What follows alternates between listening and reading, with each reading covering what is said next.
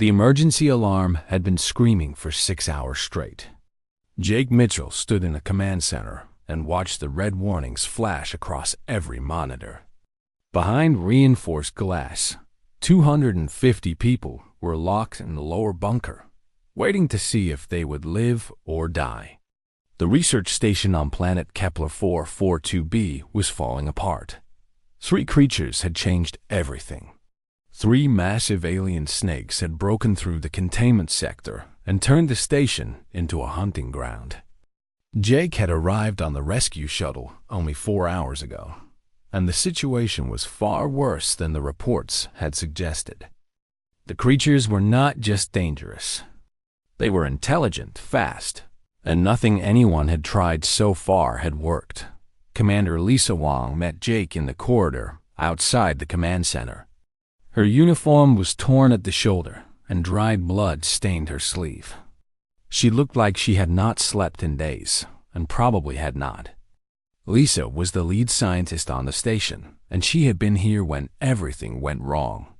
The creatures came through the mineral processing sector, Lisa said, walking fast down the metal hallway. We were running standard extraction procedures on the North Mine. The drilling triggered something. The snakes responded like we had attacked them. Jake kept pace with her. He was a tall man with dark hair and a calm face. People trusted him because he did not panic. He had handled difficult situations before, but nothing like this. How many have we lost? He asked. 17 dead. 32 injured. The creatures are fast, and they do not seem to understand mercy. When someone runs, they hunt. When someone hides, they search. We tried stunning them with neural weapons. That only made them angry.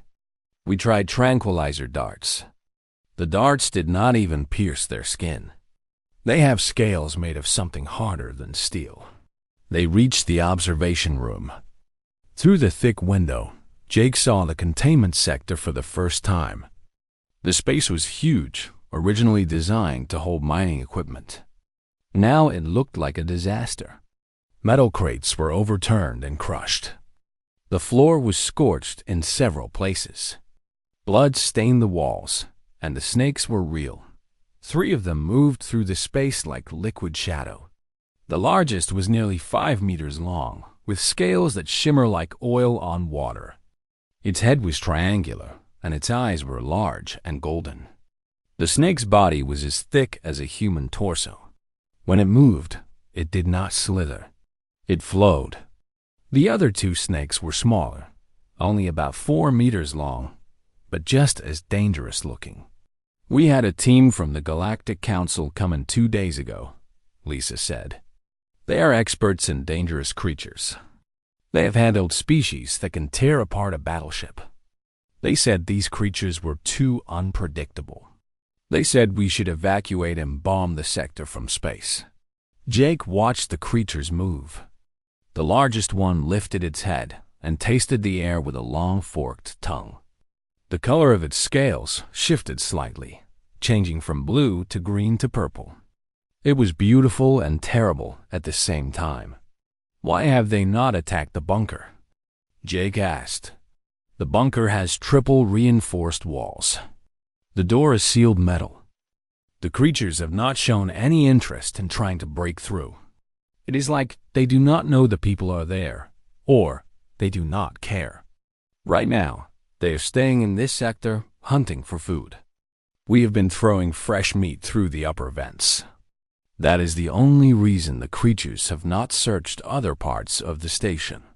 How long until we run out of food to give them? Lisa looked at him. Her eyes were tired and sad. 24 hours. Maybe less. And the evacuation shuttles? We only have 1 shuttle, and it fits 50 people. We would need 5 trips.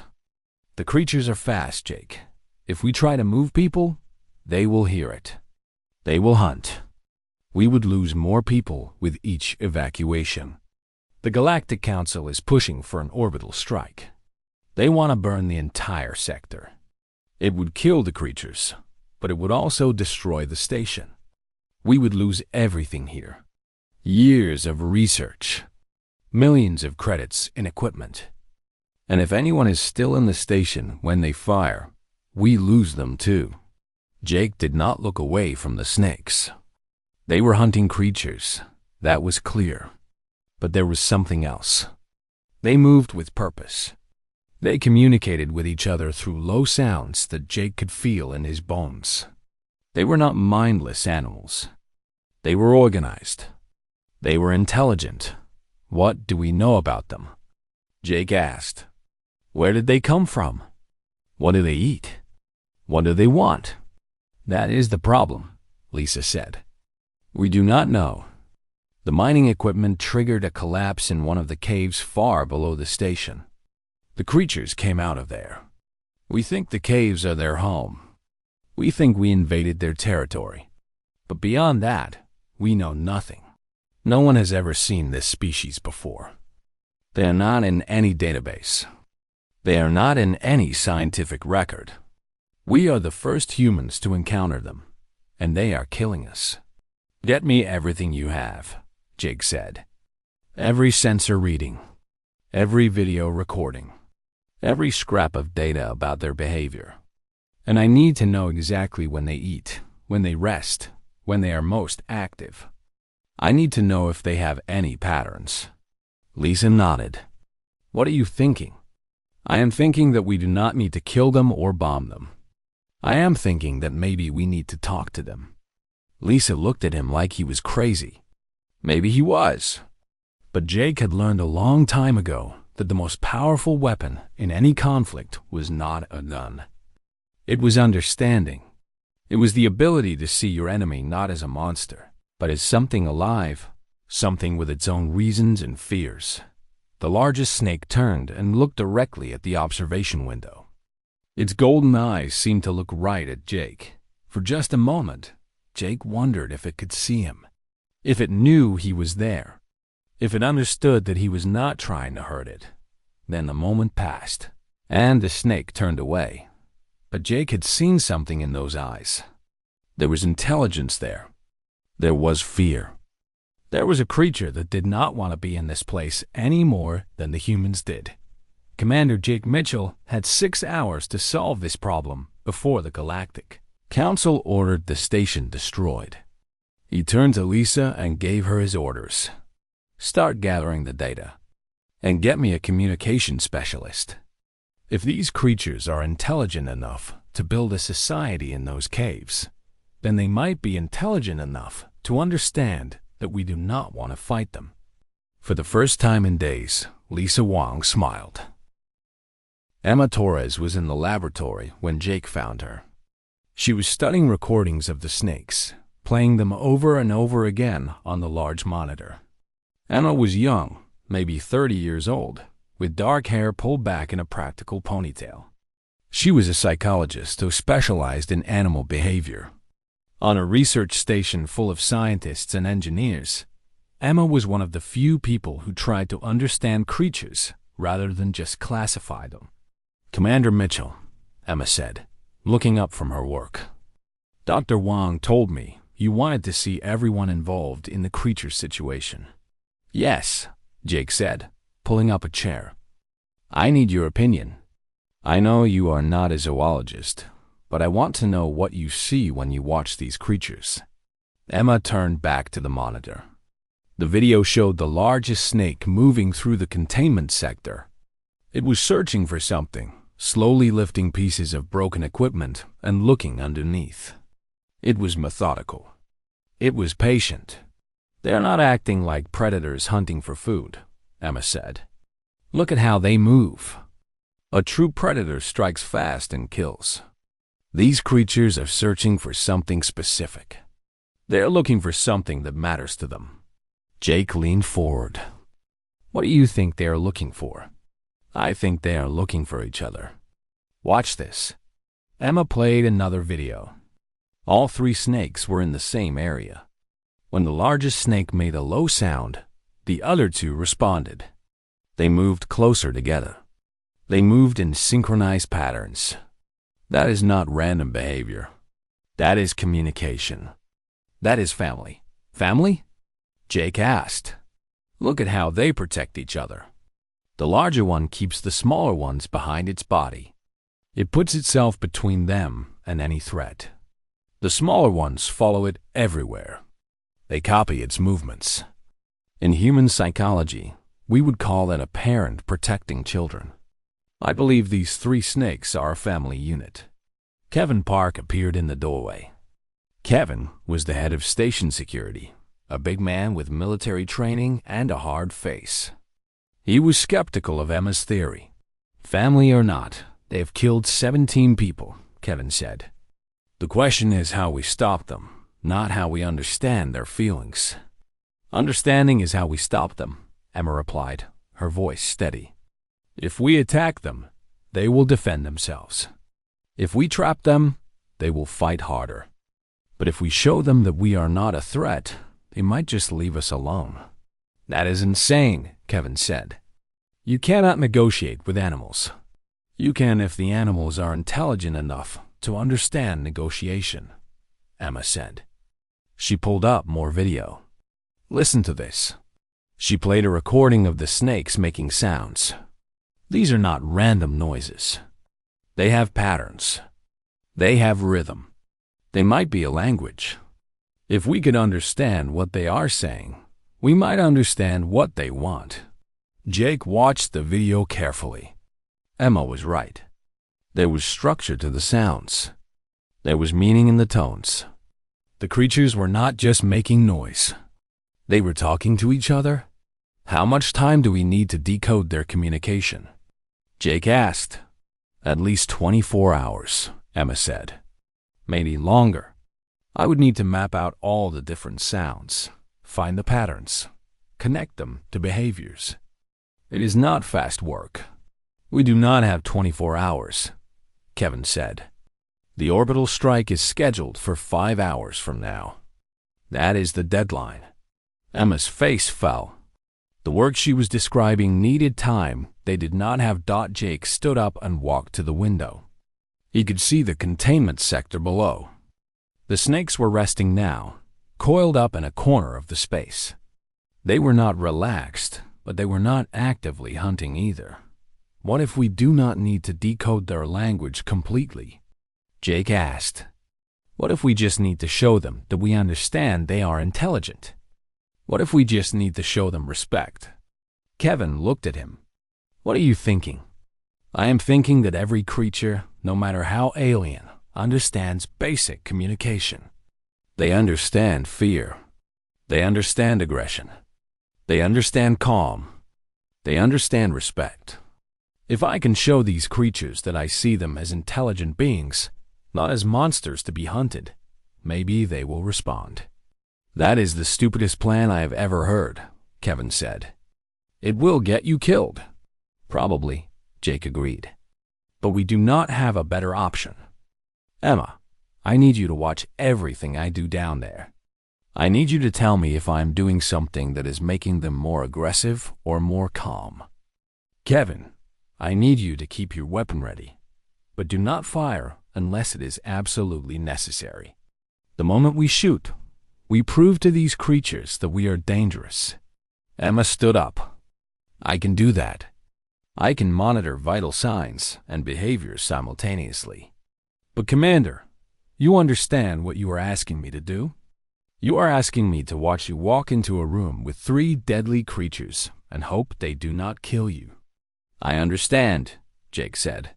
And if they do kill you? Emma asked. Then you tell the Galactic Council that humanity tried to find another way. You tell them that one human gave his life trying to prevent a genocide.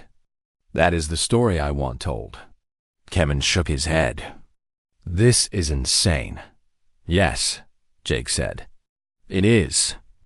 But sometimes insanity is the only strategy left when reason has failed. In the observation room above the containment sector, Emma set up her equipment.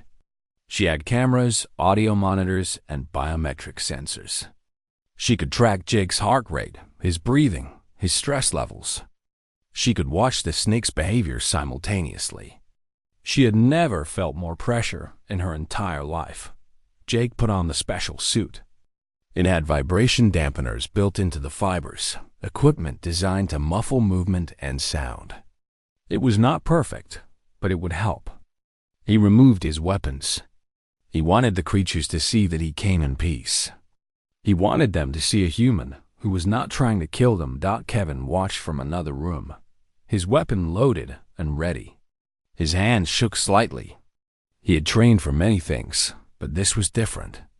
This was asking him to let his commander walk toward almost certain death. Jake stepped into the containment sector.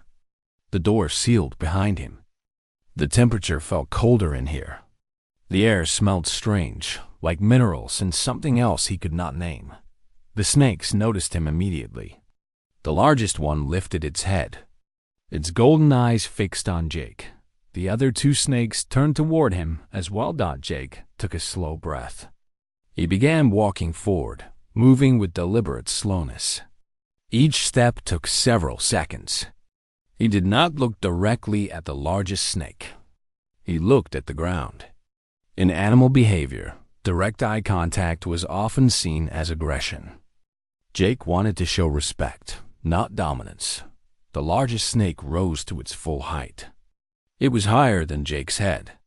The forked tongue came out, tasting the air. It could smell him now. It was deciding if he was food, a threat, or something else. Jake stopped walking.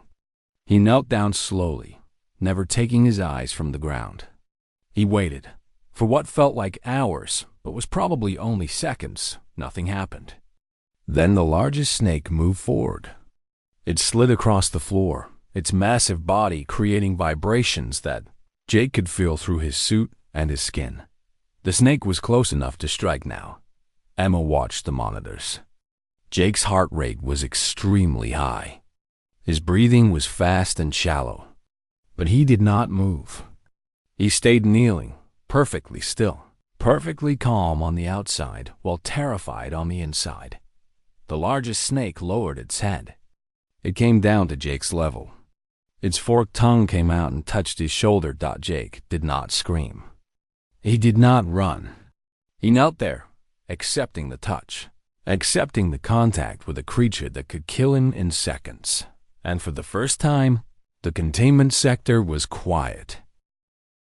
The touch lasted only a moment, but for Jake, it felt like forever. The forked tongue withdrew. The large snake moved back slightly, still watching him, still studying him. Jake remained kneeling, his breath coming in measured patterns. His heart was still racing, but his body was absolutely still. "Commander, your heart rate is extremely elevated," Emma said through the communication system. "Are you okay?" Jake did not answer. Moving his mouth, making any sound, might break the moment. The largest snake had lowered its massive head. The other two smaller snakes were moving closer, their curiosity getting the better of their caution. This was the moment that would determine everything. Very slowly, Jake extended one hand. He kept his palm open and facing upward. In every human culture, this gesture meant the same thing. It meant no weapon. It meant no threat. It meant peace. The largest snake watched the movement. Its golden eyes tracked Jake's hand as it came up slowly. The speed was agonizingly slow. 1 inch every 10 seconds. Jake was deliberately moving slower than a glacier's melts. He was testing if the snake would attack a slow-moving target. The snake did not attack. It tilted its triangular head, considering Jake's open hand with what almost looked like curiosity. Kevin watched from the observation room, his weapon still ready. His finger was on the trigger. Lisa was beside him, her hands pressed against the glass. Anna was monitoring everything, documenting every second of this dangerous dance between human and alien. "He is out of his mind," Kevin whispered. "He's actually out of his mind." But what was happening was not random madness. It was calculated psychology. Jake had understood something that the military scientists had missed. The snakes were not mindless predators. They were intelligent creatures that had been living peacefully in their caves for probably thousands of years. Then humans had invaded their home with loud machines and explosions. From the snake's perspective, humans were the monsters. Humans were the invaders. Humans were the threat that needed to be eliminated. Jake's hand was now within 2 meters of the largest snake's head. He could feel the heat coming from the creature's body. He could smell something like copper and stone. His hand was trembling slightly, and he could not control it. Fear was a real thing, and his body was responding to being this close to a creature that could kill him. But he did not pull his hand back. The largest snake moved, its head closer. The forked tongue came out again, this time tasting the air directly around Jake's hand. The creature was not attacking. It was investigating. It was trying to understand what this strange two-legged creature was doing in its home. His stress levels are critical, Emma said, her voice tight. Commander, if you need to move, you can move. This has already proven something. But Jake knew it had not proven enough. He reached forward slightly, not to touch the snake, but to let the snake choose whether to touch him. His hand was extended, open, vulnerable, and honest. The largest snake moved its head down. Its snout touched Jake's palm. The contact was warm and smooth and impossible. Jake held perfectly still. He could feel the creature's breathing. He could feel the gentle pulse of blood underneath the scales. This was not a monster. This was a living being, intelligent and afraid. Just as Jake was afraid, the 2 smaller snakes came closer. One approached from the left, the other from the right. They both extended their heads toward Jake. Jake extended his other hand. Now he had both hands out, with a snake head near each one. The largest snake was still touching his palm. This was the moment of understanding. Jake knew something now that no scientist on the station understood. The snakes were not here to destroy humanity. They were here because they had been displaced from their home. They were searching for their territory. They were trying to reclaim what was theirs. And when humans fought back, they fought harder. But what if humans did not fight back?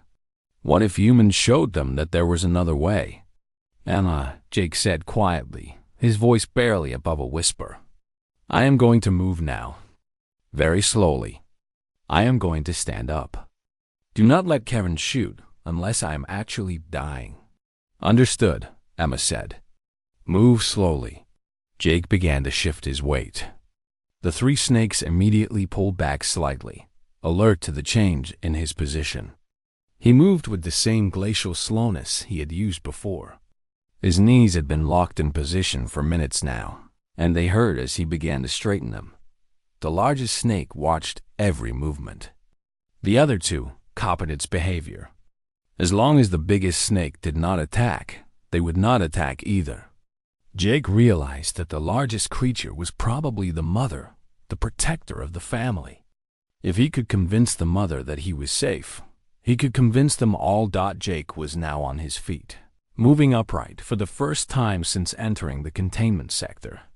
His legs were unsteady, and he took a moment to balance himself. The snakes gave him space, backing up several meters, but they did not leave. They were still watching him. They were still considering him. You need to move toward the transport chamber, Emma said. Kevin is preparing it. We have only 3 hours left before the strike order becomes active. Jake began walking slowly toward the chamber. The movement was even slower than before. 1 step every 5 seconds. The snakes followed him, maintaining their distance. They were not trying to escape. They were not trying to hunt him. They were following him like they were trying to understand what he wanted. The transport chamber was a large, metal container designed to safely hold dangerous creatures. It had been built to the strongest specifications. It had air circulation. It had temperature control. It was a temporary prison, but it was not meant to harm the creatures inside. It was meant to keep them safe. Jake continued walking. The snakes continued following. The largest one made a low sound, and the other 2 responded. Their voices were not threatening. They were almost like conversation. They were communicating with each other about what was happening. When Jake reached the chamber, he stopped. He turned slowly to face the snakes. This was the moment. Would they enter the chamber? Would they trust him enough to go where he led them? Jake took a step backward into the chamber. Then another. He was now inside the container, and the 3 snakes were outside, looking at him from beyond the threshold. "Come," Jake said simply. "It is safe. Come." The largest snake hesitated. Then it moved forward. It slid into the chamber with liquid grace. The 2 smaller snakes followed immediately, trusting their mother's decision. The moment all 3 creatures were inside, Emma activated the door seal. It closed with a hiss of hydraulics. The creatures were contained. No deaths required. No violence needed. Just understanding. Jake sat down on the floor of the chamber, exhausted. His hands were shaking. His legs were weak. But he had done it. He had done what no military force could do. He had turned enemies into, not friends, but not enemies either. Something in between. Something that would lead to peace instead of destruction. Emma ran into the chamber, Kevin right behind her. They helped Jake to his feet. He was pale and sweating, but he was alive. "That was the bravest thing I have ever seen," Emma said. "No," Jake replied. "It was the only thing I had not tried yet." The medical team insisted on checking Jake over immediately. He had no injuries, but he was in shock. His body was shaking from the adrenaline crash. Dr. Lisa Huang gave him water and a blanket and ordered him to rest. But Jake did not rest. He could not rest. He needed to contact the Galactic Council. "Get me a communication line to the command ship," Jake said. "Priority urgent." It took 15 minutes to establish the connection. The council representative was a tall alien being with crystalline skin and no recognizable face. It was called Physician Krell, and it did not sound pleased. "Commander Mitchell," Krell said, "you have used 2 hours and 30 minutes of your 6-hour deadline. The mineral analysis of the creatures is complete. They are carbon-based life forms with unusual molecular structures. We have confirmed that they pose a threat to human settlement. The orbital strike is scheduled for 30 minutes. We suggest you evacuate all personnel to the rescue shuttle." "There is no need for the strike," Jake said calmly. "The creatures are contained. They are harmless." "Harmless?" Krell sounded like it was laughing, if such a being could laugh. 17 humans are dead. The creatures have demonstrated predatory behavior. The creatures were defending their territory, Jake said. We invaded their home. We made explosions and loud noises. From their perspective, we were attacking them. Once I showed them that I came in peace, they stopped being violent. There was a long pause. Emma was standing beside Jake, watching his face. Kevin was in the corner, still not entirely convinced that this was not all going to end badly. "Commander, you are telling me that you convinced 3 deadly alien snakes to become non-violent through what? Meditation? Prayer?" "Through understanding," Jake said. "Through recognizing that they are intelligent creatures with families and social structures. Through showing them that humans do not have to be their enemies." "This is not how first contact is supposed to work," Krell said. "There are protocols. There are procedures. There are supposed to be barriers between humans and alien creatures." "There are," Jake replied. "And those barriers have worked for 10,000 years. But sometimes the barrier is not between us and them. Sometimes the barrier is between our assumptions and reality. I assumed these creatures were monsters. I was wrong. Now, if you fire that orbital strike, you will be committing genocide against an intelligent species that has done nothing wrong except exist in the same space as humans." Krell was silent for a long moment. Jake could almost hear the being thinking on the other end of the communication. Then Krell spoke. "The council needs to vote on this. Stand by," The communication cut out, leaving Jake in silence. He looked at Emma and Kevin. Emma was nodding slightly, approving of what he had said. Kevin was still uncertain, but he was not arguing anymore. "We just stopped an alien extinction," Emma said quietly. "Do you understand that?" If the council had fired that strike, the snakes would have been gone. Forever. A whole species erased from existence. "Not because they were dangerous," Kevin said slowly, "but because we did not understand them." "Yes," Jake said. "That is the only reason." The communication came back online. Krell was there, but now there were other voices on the channel. The full Galactic Council, or at least most of them. There were representatives from 8 different species, all communicating through a universal translation system. "We have voted," one of the council members said. Its voice was deep and resonant. "The orbital strike has been cancelled. Commander Jake Mitchell is to be commended for using wisdom instead of violence. The 3 creatures will be relocated to a protected preserve on the northern continent of planet Kepler 442b. The research station will be expanded to include a xenobiology department dedicated to studying this new species.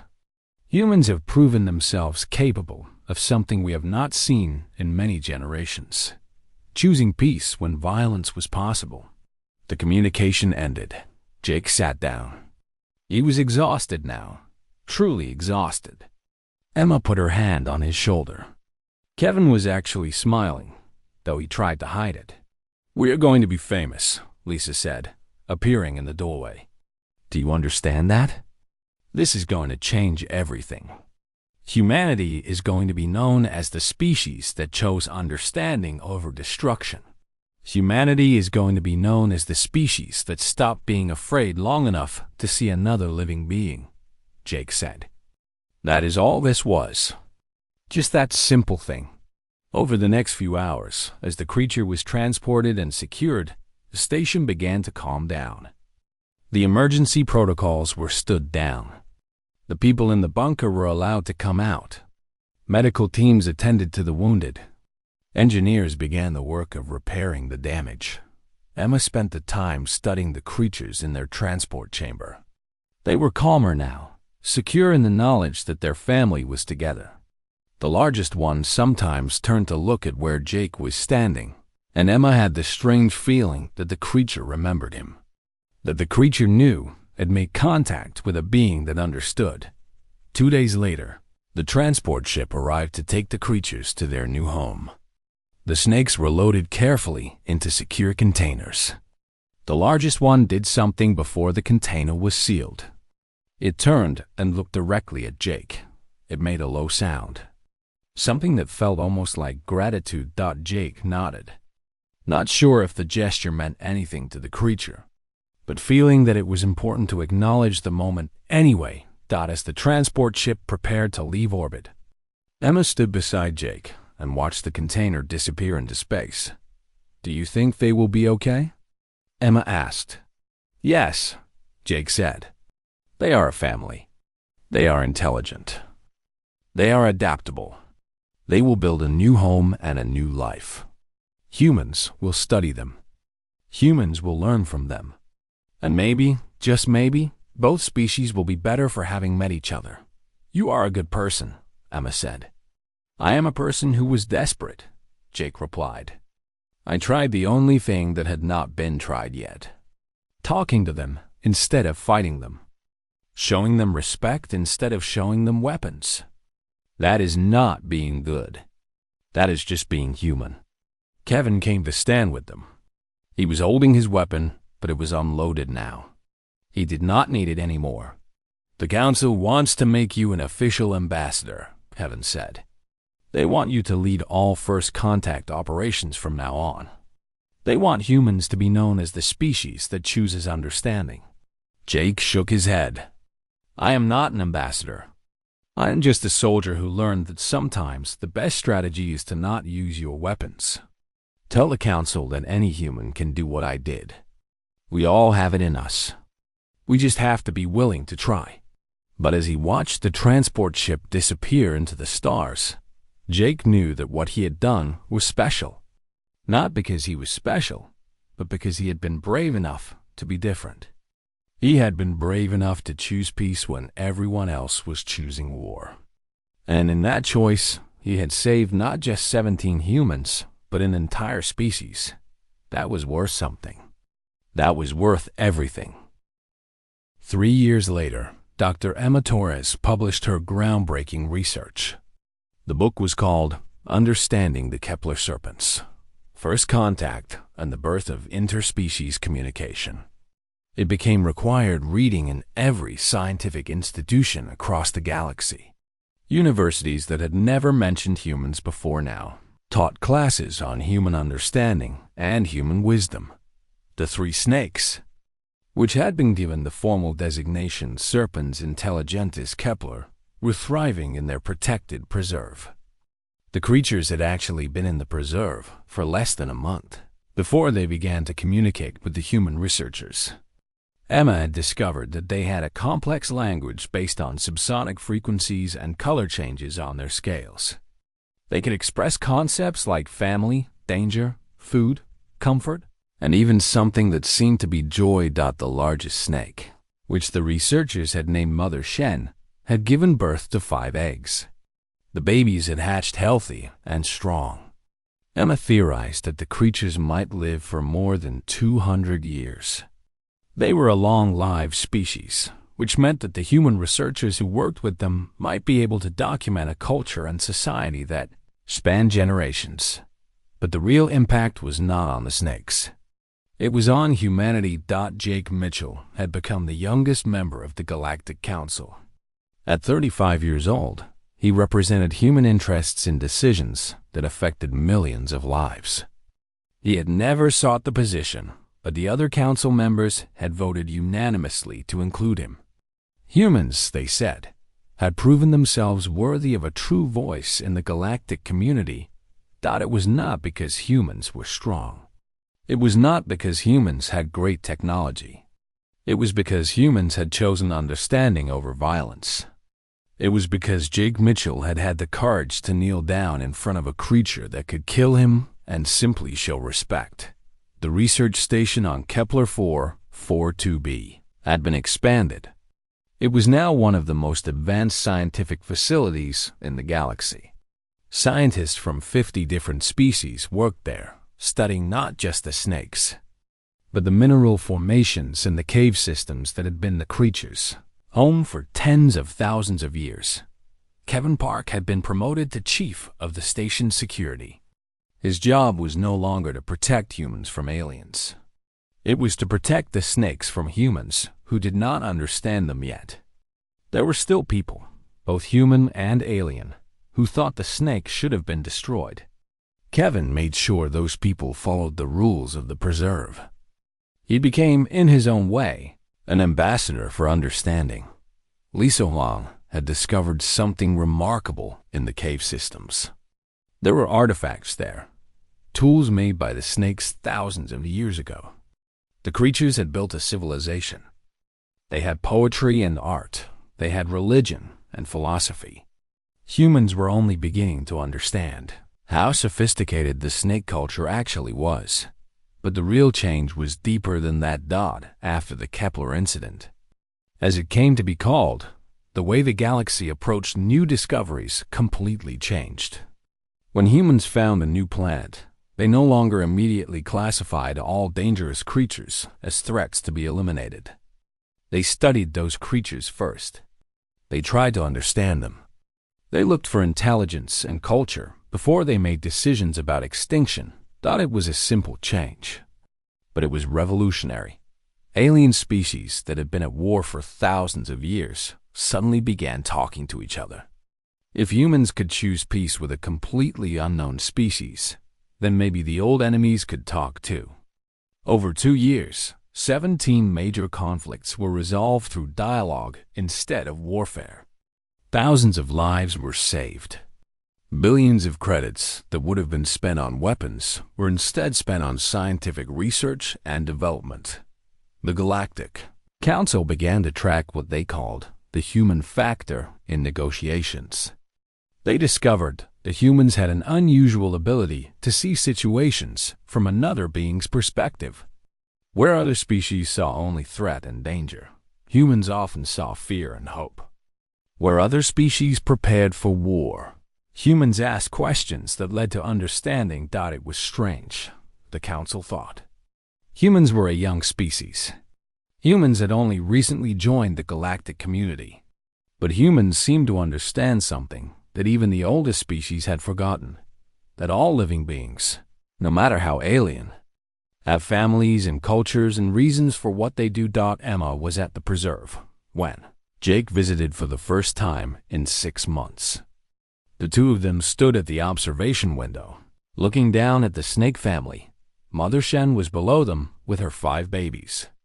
The small snakes were learning to hunt, their movements clumsy but increasingly confident. The mother watched them with what Emma had identified as pride. "Do you ever regret it?" Emma asked. "Risking your life to save creatures that most of the galaxy wanted to kill?" Jake was quiet for a moment. "Every day," he said. "The fear is still with me. The memory of being that close to something that could end my life at any moment. But the regret is not for doing it. The regret would be if I had not done it. If I had let them die out of fear instead of trying to understand them." "That is very human," Emma said. "Is it?" Jake asked. "Or is it just logical?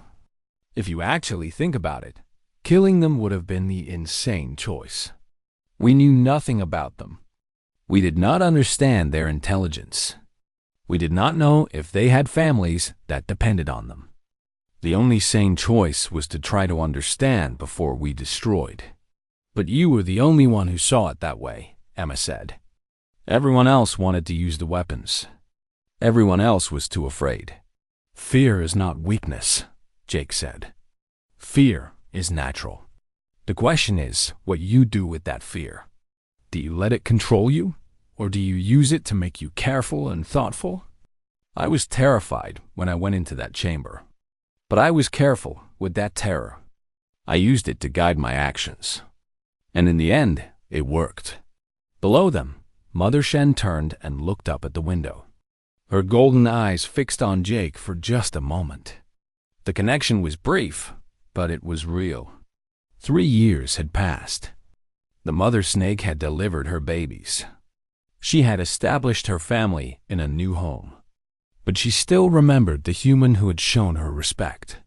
"I think she knows you," Emma said. "Maybe," Jake replied. "Or maybe I know her.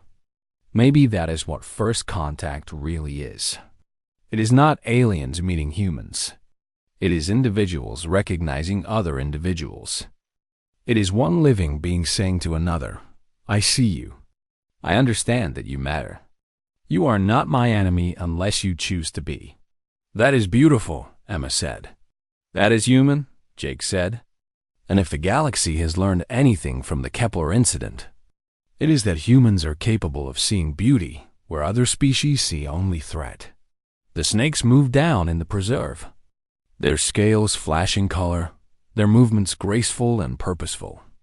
They had a home now. They had safety. They had future generations that would never know the fear of being hunted for. Existing. And it had all started because one human had been brave enough to kneel down and offer respect to an unknown creature. Years later, when xenobiology students were taught about the Kepler incident, they would study Jake's decision-making process. They would analyze his courage.